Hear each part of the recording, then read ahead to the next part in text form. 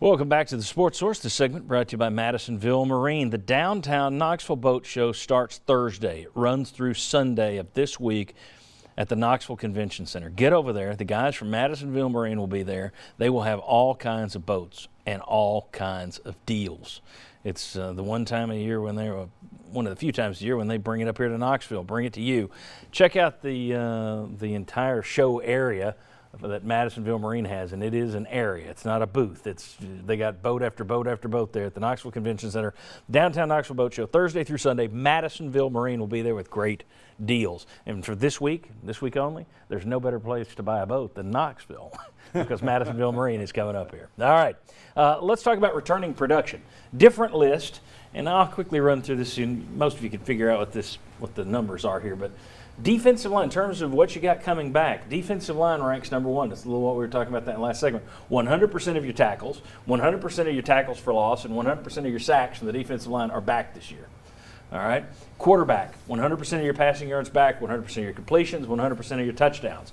Running backs, 100% of your rushing yards. Cornerbacks also tied for first there, 100% of your tackles, 100% of your pass breakups, 100% of your interceptions are back.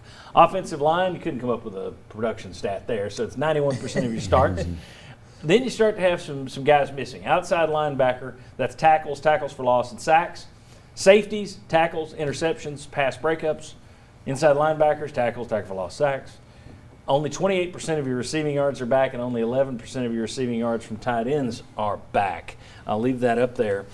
All right, now I ask you, is this how you look at, if you're ranking the positions in your mind, we played it the other way when we were basing it on recruiting rankings, is this the way you see it stacking up this year?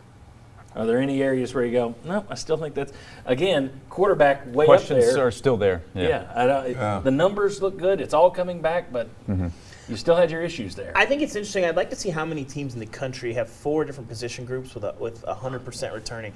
I mean, this roster is in such a weird spot because they lost so many impact players like the Nigel Warriors, the Juwan Jennings, Marquez Callaway, Daniel Batuli, Darrell Taylor. But the pure bodies, I mean, that defensive line, I put them on top because you have like 9 bodies that all contributed last year that are all back. And you get Emmett Gooden back. And you get Emmett Gooden back, which is another huge factor. I think tight end, I think the numbers are lying to you at tight end because Austin Pope was much more valuable to this team last year than I think Don Wood Anderson was. But they didn't really throw to the tight ends that much, and he is back. So I think the tight ends are probably a little bit higher. We talk about returning production.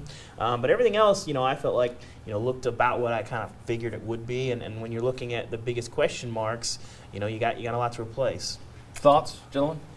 I just wonder, with Toa coming back and the potential for him to be an All-American and be a great inside linebacker, the depth issues concern me. I would think inside linebacker. Now, can you say that based on one player? I mean, that's tough.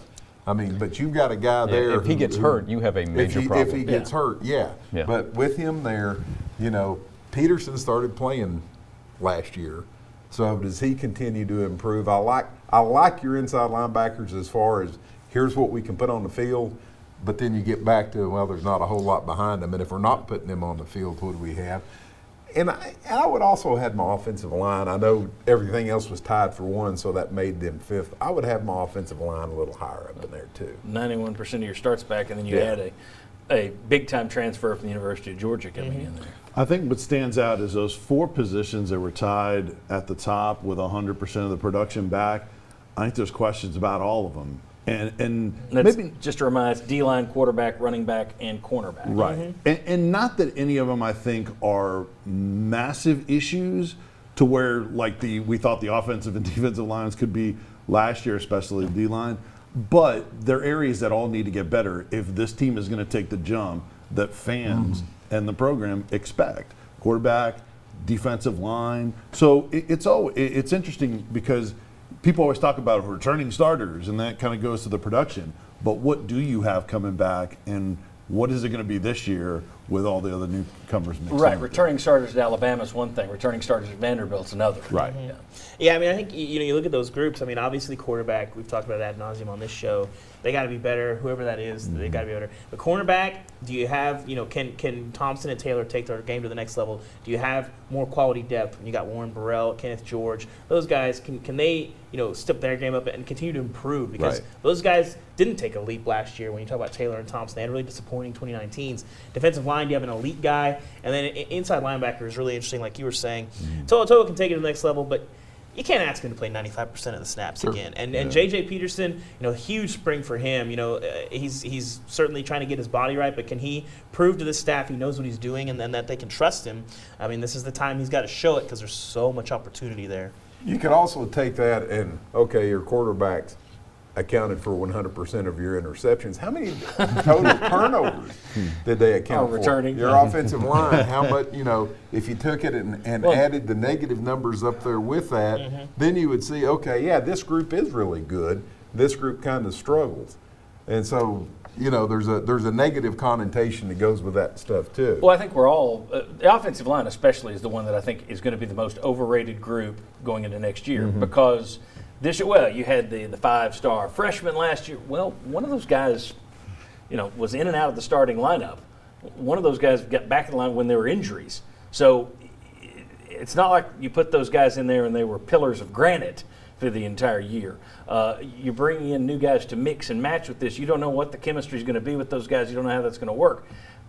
The potential is there, and I think everybody, when you're looking at your own team, potential is everything. You grade on potential. When you look at the other team, you grade on that's not going to work.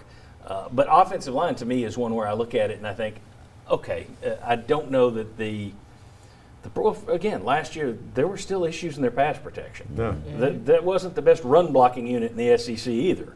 So 100% back and everybody's going to be all over it. They got some room to make up too. I think all these position groups do, or you'd have been better than 7-5 in the regular season. The reason a guy that's never played here before is going to step right very in. important. Cade Mays. I mean, if he doesn't come, I think your offensive line then, at least on paper, looks like it takes a pretty good step Also back. have to be eligible this year. Yeah. I'll give you a final word, Josh. Yes, the big player development test. It's third year with Jeremy Pruitt, third year with Craig Fitzgerald, and those position groups where you have all those defensive linemen coming back. You have cornerbacks returning a lot of production. You go up against Lincoln Riley and Dan Mullen early. Can you get stops? And quarterback development, can you keep up with those guys? You'll get tested in September. Very good. All right. When we come, we got more football and stuff to come, but when we come back, we're going to talk about basketball again, specifically about recruiting. Mark Pancrat's going to join us. How do you recruit around a bad year, and could this season put a halt to some of the momentum Tennessee had going? We'll discuss. Come on back on the Sports Source.